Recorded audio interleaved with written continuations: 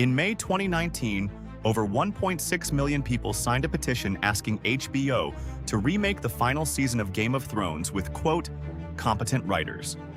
It remains one of the largest entertainment petitions in history. This wasn't a small, vocal minority.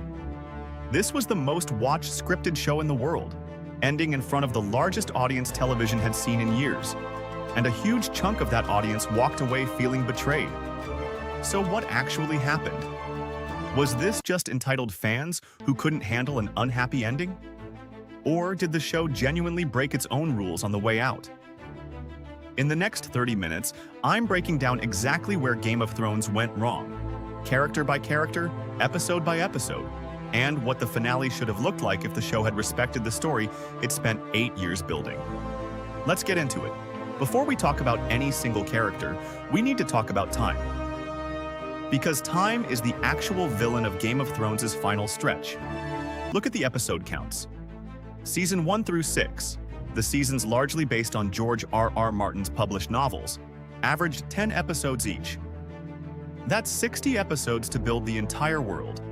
The politics of 7 kingdoms, the Night King's slow march south, Daenerys' decade-long rise from a frightened teenager sold into marriage to the mother of dragons. Season 7 dropped to 7 episodes. Season 8, the one that had to resolve everything, dropped to 6. That's a 40% reduction in screen time to deliver 100% of the payoff. Showrunners David Benioff and D.B. Weiss have talked about this in interviews. They wanted to end the show on their terms rather than stretch it out for the sake of a network wanting more seasons. That's a defensible instinct. HBO reportedly offered them more episodes and they turned it down. But here's the actual issue.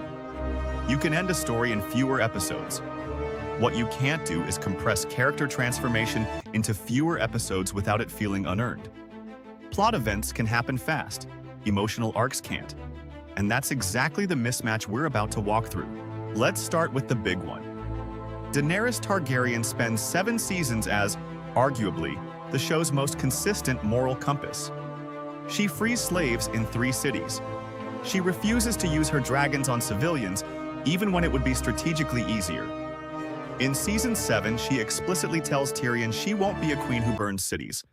She wants to break the wheel, not become the thing she's fighting. Then, in Episode 5 of Season 8, titled The Bells, her forces have already won. King's Landing has surrendered. The bells are ringing, the established in-universe signal for surrender. And Daenerys burns the entire city to the ground anyway, killing what's implied to be hundreds of thousands of civilians.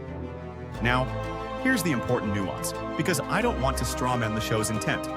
The seeds were technically there. This is the key argument defenders of the finale make, and it's worth taking seriously. Across the show, Daenerys does execute people by fire. She crucifies slave masters. She burns Sam's father and brother alive in Season 7 for refusing to bend the knee. Her Targaryen bloodline is repeatedly described as prone to madness. Every time a new Targaryen is born, the gods flip a coin, as Cersei's father Tywin once put it. So the writers will argue, we planted this the entire time. Here's the problem with that defense. Setup is not the same as pacing. Yes, the traits existed. But between the Tarly execution in Season 7 and the burning of King's Landing in Season 8, Daenerys loses her best friend Missandei, her dragon Rhaegal, and is told by the man she loves that he has a stronger claim to the throne than she does, all within about 3 episodes. That's an incredibly fast collapse for a character the show spent 7 seasons building as disciplined and deliberate. Compare that to Anakin Skywalker's fall in Star Wars, a comparison the internet made constantly in 2019. That arc gets criticized too, but at minimum it spans 3 full films. Dany's equivalent emotional collapse happens across roughly 180 minutes of screen time. Even Emilia Clarke, who played Daenerys, has spoken publicly about how difficult and important she felt this arc was to get right, and about wrestling with how audiences